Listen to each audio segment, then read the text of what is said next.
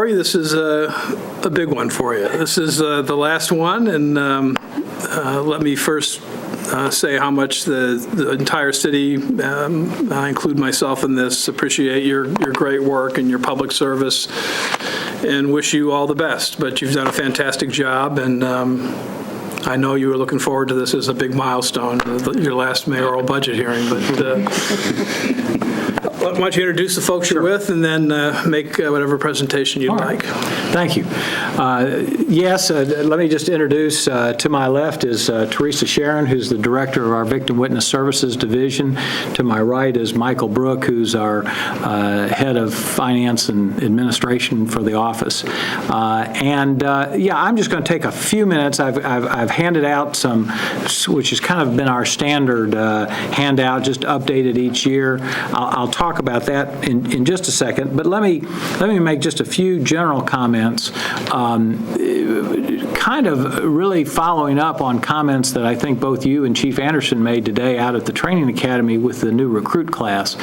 And I think that that's one of the things that I can see that all of us in the city, and I mean it's happened over years, can be very proud of, is that to see the overall improvement in certainly our crime figures and the decline in violent crime and these sorts of things. And I think one of the real reasons for that is the sense of a partnership that has developed between the police department as the people that are primarily out there interacting with the public, between the police department and the general public. And I think we've seen that as well, in that our office also has I think we've worked well with the community, we've worked well with the police department, and all in all that has kind of coalesced for us to see the benefits that we've recently experienced over the last several years with a steady decline in crime. Chief Anderson tells me that we have 800 less victims of violent crime today than we had this time last year, and so the numbers are continuing to decline, and again, that's a credit to a lot of different people working very, very hard. And I think at the same time, though, it is to recognize, and you'll see this in the figures, that the police are active, they're making arrests, but it's the violent crimes, it's the Part 1 crimes that we've seen the decline, and that, of course, are the types of crimes that the community cares the most about, gets the most attention, causes the most concern, and I think that's what the city has to be most proud of. I think in the future, I think that something that will have a great deal of impact on the city and the state, for that matter, will eventually be when the state legislature implements a new weighted caseload study. And while I wasn't able to hear the Dawn's presentation, I understand that she touched on again the issue of how many staff should you have, and so on and so forth. I think we have, the weighted caseload study as a concept is an excellent one. We were one of the few states to ever do it. I think we were maybe the third or fourth state that did it. Even with its flaws, it was a substantial step forward. The difficulty was that we were able to provide in Davidson County, but a lot of counties weren't able to provide accurate information regarding general sessions. And as you know, that's where the volume of cases really is. So I know the legislature and the courts are making a renewed emphasis on trying to finally get an updated weighted caseload study, and I think that's going to tell a lot about not only what's the appropriate staffing, what's the appropriate number of judges to have, but also the appropriate staffing for public defenders and district attorneys. How much of that the state's going to cover, how much the state's going to expect local governments to cover, or how that's going to sort out, I don't know. But I'll predict that, at least as far as our office is concerned, I mean, the last time I looked at it in any depth was 3 or 4 years ago, and we had the highest caseload of any district attorney's office in the state, and certainly includes Shelby County. And But at the same time, I think for a lot of different reasons, both because of the investments that the city's made in technology and particularly things like that, we've been able to handle that caseload in spite of the fact that it's continued to increase. And like I said, I'm convinced that when they do a new weighted caseload study, we're going to be looked upon as one that is probably and that includes a lot of great support that we've had over the years from the city. I mean, certainly if the city hadn't stepped in and we were just relying on the state, it would be a far worse story than it is. So I think that's going to be something that is probably 2 years out in the future, but I think that will have an impact on how Nashville's criminal justice system looks and how it looks into the future, whether or not we need a 7th criminal court at some point, and that will be important again, just in the delivery of quality services in the form of in the criminal justice system. So that's really, I just feel like in a lot of ways this is a good time with the election coming up. It was just a good time to decide that I wasn't going to run again, and I think that I have to say I like the crime numbers the way they are, and I'll take whatever credit I can and move on at that point. But let me talk briefly about the budget. As you see in the handout that I gave you, we have what we've done usually. As you know, we get a considerable amount of funding from Metro, although we are a state office. The numbers are reflected there, and the percentages both for personnel, contractual services. We've got to do a trend line that shows the budget over time. None of those I'm going to spend a great deal of time on. I think that what you see on the next page dealing with warrants and citations, there you see graphically what we've, and really we didn't have the ability to go back further from 2007, but Mayor, you'll remember in the days, in your days as public defender, that, initially citations by the police department were hardly used at all. And it came about that because of overcrowding, there was more and more emphasis on using citations. And the good news of the story is that the police department has adopted that. They realize that in many, many cases that's a much more efficient way to handle it. And so we've seen the number of warrants decline while the number of citations increased. I think that's made a huge impact on overcrowding. In fact, we aren't overcrowded, as you know. A lot of that, there are a lot of different reasons, but certainly one of them is the increased use of citations. We also are showing that the indictments and informations and what those numbers have done over the last several years. I should point out that we have a very efficient information process that usually produces about 12, 13, 1,400 informations a year, which, if you really look at it, is about what a criminal court does. So in effect, when you look at those blue lines right there, that's like, in effect, a seventh criminal court just in sheer caseload. Now, obviously, they're dealing with less serious cases, but it's a huge way of processing cases more rapidly through the system, and again, reducing the amount of jail overcrowding. I think that as Mayor, as you know, we have got excess capacity, which is, well, I mean, it's good and bad, I guess, in some ways, but it's very good from just the way the system operates, that I think there are a number of things that have happened to allow us to process cases and get people out of jail and not have them taking up jail space at that point. The next are just the number of cases both in criminal court and in general sessions, and you can see the changes over the last 10 years, 25% in 25% in criminal court, 20%, 18% in general sessions. Just again, these are, but the good news, these are this is not talking about Part 1 crimes. These are just all cases, all arrests. It shows the activity of the police department.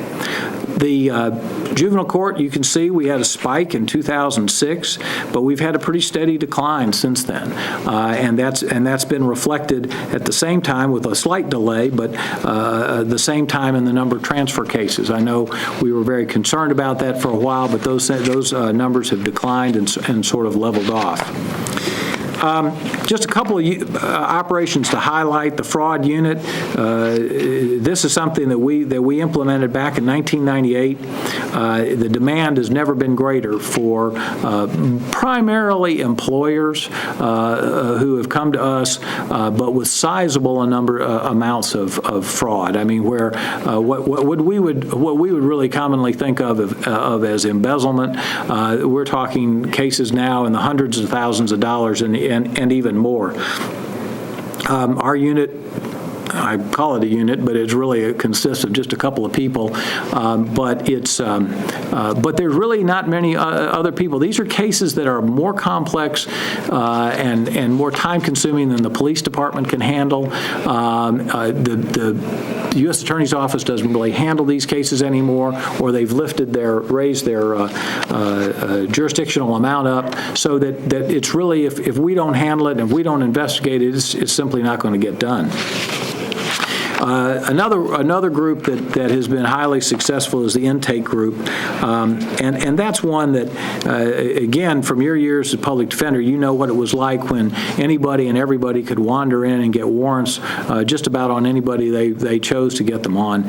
Those cases then got into the system. They were very, very difficult to deal with, time-consuming, compared to how serious or not so serious as they were. As you can see, we have really tried to winnow out the non-meritorious cases, refer to the police the cases that do have some merit, and again, that trend line is what you like to see in that regard. I'm going to skip the next page. Well, the next page is just a calculation that shows the requested reduction for this year, the 3% reduction target of 158,500. To get to the next page, which I don't want to skip, is the funding overview, and that's really just let's go on the proposed cut. As you know, we are basically personnel, and so for us to do that, I think we'd probably look at two ADA positions, assistant DA positions, probably in the juvenile court area would be where that would take place.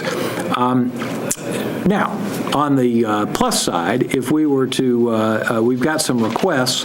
The one, and we've been over this, I know, in the past, has to do with what we're calling a salary scale equalization. We're estimating about $50,000 would be necessary for us to continue to pay our metro employees in line with the state employees, as we've done traditionally over the last 25, 30 years. And again, this is a matter that we've discussed in the past.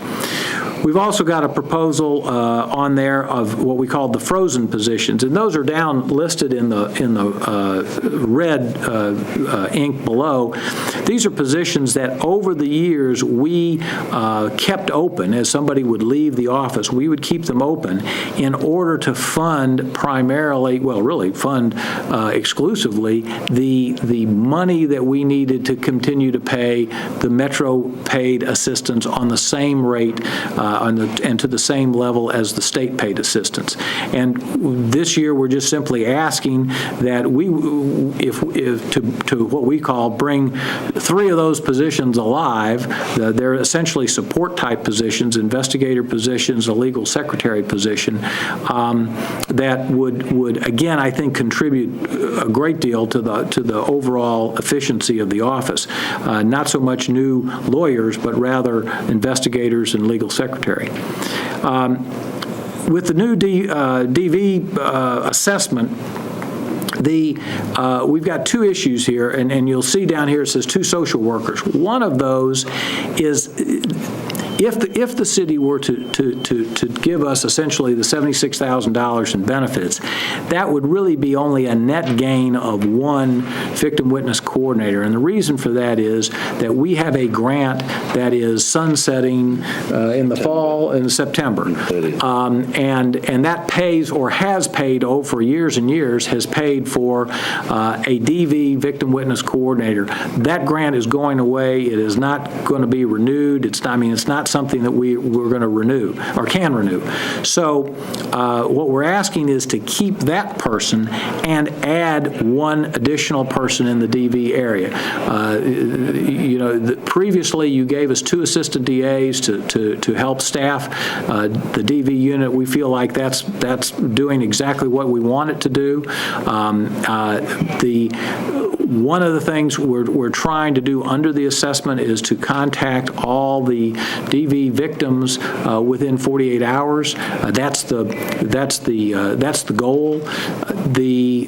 And we're making some changes from a technology standpoint to help us, but we over the last 4, 5, 6 months that we've been doing this, we realized that it's still we're just too tight personnel-wise to be able to do that on a consistent basis. So in order for us to try to reach that 48-hour goal, we're asking for one additional person. The training we're not asking for because since we've been meeting on that, I think there's going to be a big emphasis in trying to bring training to the city rather than sending people out, and which is obviously a lot less expensive, and that would be fine. So we would just simply leave it at that.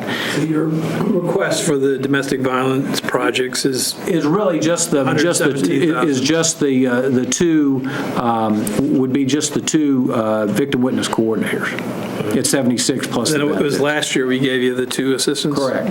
Let's see. Yeah, right. Or 2 years before, I think. Yeah, year before, actually. Year before. Yeah. We got it kind of mid-year, I think, is the way. And then these 2 positions, the social work type positions, are those positions, the need for them part of the overall recommendations made and fit into the domestic violence program that'll be at the Ben West building? This is not, well, yes, they'll will, but they're not part of the 12, but they are 11 or however many, but they would be, yes, they would be. But it's envisioned as in the need for the whole system-wide improvement. Teresa can explain, but basically, we're trying to contact victims and recontact them and stay in touch, and that's what it's all in doing. So much of it is getting in touch with people on as early as possible, and then staying in touch with them as we get them to court.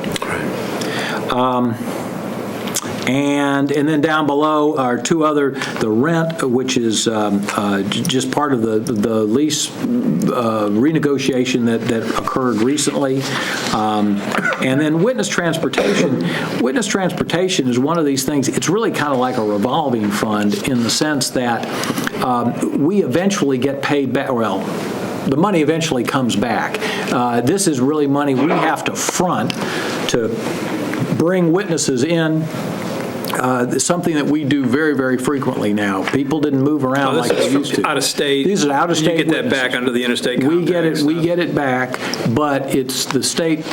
Right. Takes its own sweet time to do that, but so it could be 2 years, and it depends. We just are looking for a little headroom because, again, this is money that will cycle right back in, but it doesn't happen year to year. You can't match the money up from one year to the next. And really, that's all I want to, I think, cover in the form of what our budget requests are, and I'll throw it open to any questions or comments. Okay. Well, it seems pretty clear to me. Do you, Greg? Nothing. Rich? No, it was just on the 4% stuff. We'll talk about that another time. Yeah, those are numbers that are, and they're all kind of interrelated, and it'd probably be easier to, deal with that another time. So after the election and the new DA sworn in, do you come back and train them, or do you? I was going to say, we'll have to see. There's going to, I mean, I'll certainly want to explain the intricacies of the budget hearing, but Watch out for that Reba guy. yeah, exactly. I say always keep the guy. Look at the guy on the right. You got to worry about him. No, but yeah, I think that people, even I need to, I guess, start making a list of all things that we do that I do to keep the office running. Everything from interacting with the city, the police, the sheriff, the state legislature, extradition. I mean, there's just no end to the things that we find ourselves involved in it's all about it's about keeping the criminal justice system operating. Mm-hmm. Well, you did a great job, and thank you for today. Appreciate it. Thank you.